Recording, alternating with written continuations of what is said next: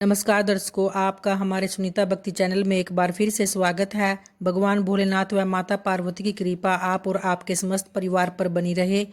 दोस्तों, आज है 27 जुलाई 2025 और दिन है रविवार और आज ही श्रावण शुक्ल पक्ष की हरियाली तीज भी है। तो सबसे पहले आपको हरियाली तीज की बहुत बहुत शुभकामनाएं। आइए आज श्रावण महात्म्य के 17वें अध्याय का श्रवण करेंगे, जिसमें श्रावण शुक्ल अष्टमी के पवित्रारोपण के व्रत के बारे में बतलाया गया है। तो आइए इस पवित्रारोपण व्रत के बारे में जानेंगे। तब भगवान शंकर ने सनत कुमार से कहा, हे देवेश, मैंने तुम्हें अभी श्रावण शुक्ल सप्तमी का व्रत तो बतलाया है, अब मैं तुम्हें श्रावण शुक्ल अष्टमी के विषय में भी बताता हूँ, तो ध्यान पूर्वक श्रवण करो।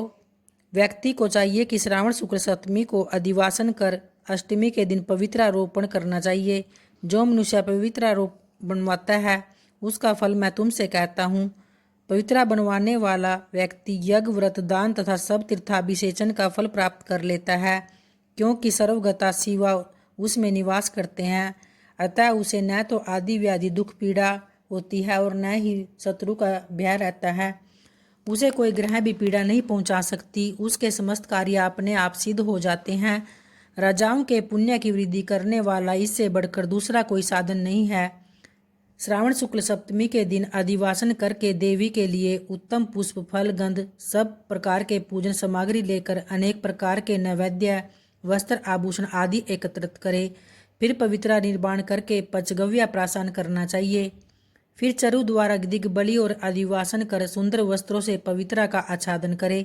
100 बार देवी के मूल मंत्रों से अभिमंत्रित करके पवित्रा को देवी के सामने स्थापित करना चाहिए। देवी का सुंदर मंडप का निर्माण कर रात्रि में जागरण करे। अगले दिन प्रातःकाल स्नान करके दिशाओं में बलि देनी चाहिए। विधि व देवी की पूजा करने के बाद स्त्रियों तथा ब्राह्मणों को भोजन कराए तथा दान दक्षिणा भी अवश्य देनी चाहिए। राजा का दृढ़ता के साथ नियमों का पालन कर उसे स्त्री, जुआ, शिकार और मांस का परित्याग कर देना चाहिए। ब्राह्मणों और आचार्यों को स्वाध्याय का, वैश्यों को व्यापार और खेती का कार्य बंद करके कम से कम आधा दिन देवी के ध्यान में अपने मन को लगाए। हो सके तो 5 या 7 दिन देवी ध्यान करना चाहिए। जो ज्ञानी संविधि पवित्रारोपण नहीं करता उसका पूरे वर्ष का अर्चन निष्फल हो जाता है। अतः मनुष्य को भक्ति पूर्वक देवी प्रायण होकर प्रति वर्ष पवित्रारोपण करना चाहिए। कर्क अथवा सिंह राशि का सूर्योदय हो जाने पर श्रावण शुक्ल अष्टमी के दिन देवी के लिए पवित्रारोपण करे। उसके बाद सनत कुमार ने कहा, हे देवादिदेव महादेव, आपने जो मुझे पवित्रारोपण बताया है उसके निर्माण की विधि भी ठीक तरह से मुझे समझाइए। तो इस पर भगवान महादेव बोले, हे सनत कुमार, रेशमी वस्त्र कुश या कांच से निर्मित या ब्राह्मणी द्वारा रुई से बना सूत होना चाहिए। सूतों को 3 गुणा कर पुनः गुणित करने पर उनकी संख्या 360 होनी चाहिए। 360 सूतों को उत्तम, 270 को मध्यम और 180 सूतों को निकृष्ट कहा गया है। 100 ग्रंथि का उत्तम, 50 ग्रंथि का मध्यम तथा 16 ग्रंथि का पवित्रा कनिष्ठ होता है। 6, 3, 4, 2, 12, 24, 12, 8 ग्रंथि का कनिष्ठ पवित्रा होता है। देवी प्रतिमा की नाभि तक सीमित पवित्रा कनिष्ठ, जांघ तक मध्यम, जानु तक की पवित्रा उत्तम मानी जाती है। इस पवित्रा की सभी गांठों को केसर से रंगना चाहिए तथा सर्वतोभद्र वेदी पर देवी का पूजन करके देवी के समक्ष कलश या बांस पात्र पर पवित्रा को रखे। 3 सूतों में ब्रह्मा, विष्णु और शंकर का आवाहन करना चाहिए। 9 सूतों में ओंकार, सोम, वन्नी, नाग, रवि, ईश और विश्वदेव का आवाहन करना चाहिए। हे सनत कुमार, अब मैं तुम्हें ग्रंथियों में देवों की स्थापना की विधि भी बताता हूँ, ध्यान पूर्वक सुनो। क्रिया पौरुषी, वीरा, विजया, अपराजिता, मनोन्मणि, जया, भद्रा, मुक्ति और ईशा नामों आदि में प्रणव लगाकर ग्रंथि संख्या के अनुसार आवृत्ति करके आवाहन तथा चंदन से पूजा करनी चाहिए। इस प्रकार मैंने तुम्हें प्रणव द्वारा अभिमंत्रित कर देवी को पवित्रारोपण का विधान बता दिया है। जिन दूसरे देवों को प्रतिपदा आदि तिथियों में पवित्रारोपण करना चाहिए उनके विषय में भी सुनो।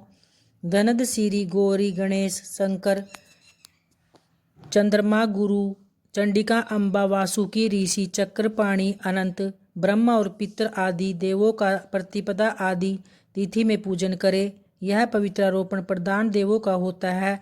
उनके सहदेवों को 3 तार वाला पवित्र आरोपण समर्पण करना चाहिए। श्रावण शुक्ल पक्ष एवं कृष्ण पक्ष की नवमी तिथि का महात्म अर्थात दोनों पक्षों की नवमी के दिन यथाविधि अनुसार कुमारी नामक देवी का अर्चन कर नक्त व्रत करे। उसके बाद दूध और शहद मिला हुआ भोजन करना चाहिए या उपवास रखकर इस दिन कुमारी नाम से देवी का निरंतर पूजन करे। चांदी की प्रतिमा बनाकर उसमें भक्ति पूर्वक दुर्गा पापनाशनी का कनेर के फूल, गंध, अगर, चंदन, दशांग धूप और लड्डू द्वारा पूजन करना चाहिए। कुमारी लड़कियों को भोजन कराने के बाद ब्राह्मणों को भक्ति पूर्वक भोजन कराना चाहिए। फिर मौन धारण कर विल्व पत्रों पर भोजन करे। तो इस नवमी का व्रत प्राणियों के सब पापों को नष्ट करने वाला, समस्त संपत्तियों को प्रदान करने वाला, पुत्र पौत्र आदि की वृद्धि करने वाला और सद्गति प्रदान करने वाला होता है।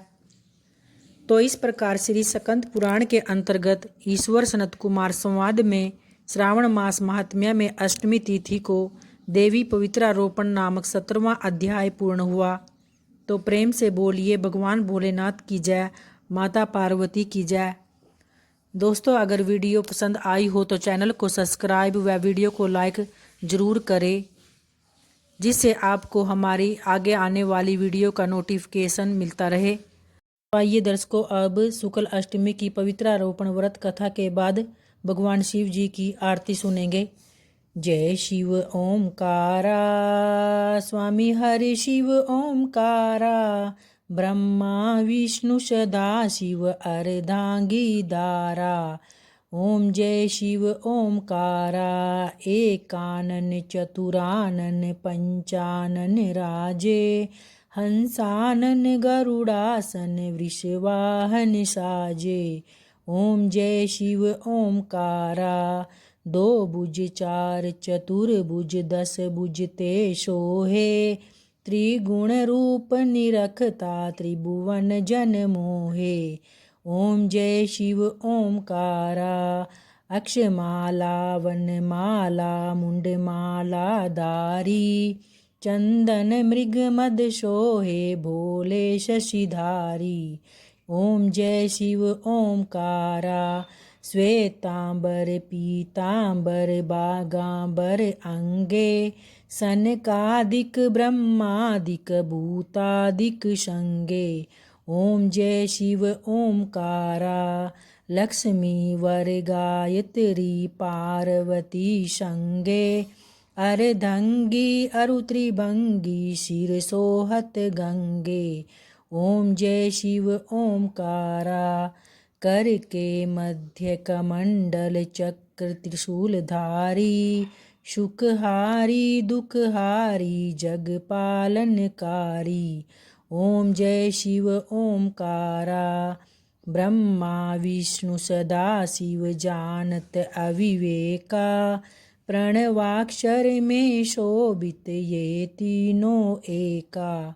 ओम जय शिव ओमकारा, त्रिगुण स्वामी जी की आरती जो कोई नर गावे, कहत शिवानंद स्वामी सुख संपत्ति पावे। ओम जय शिव ओमकारा। जय भोलेनाथ, जय माँ पार्वती। धन्यवाद।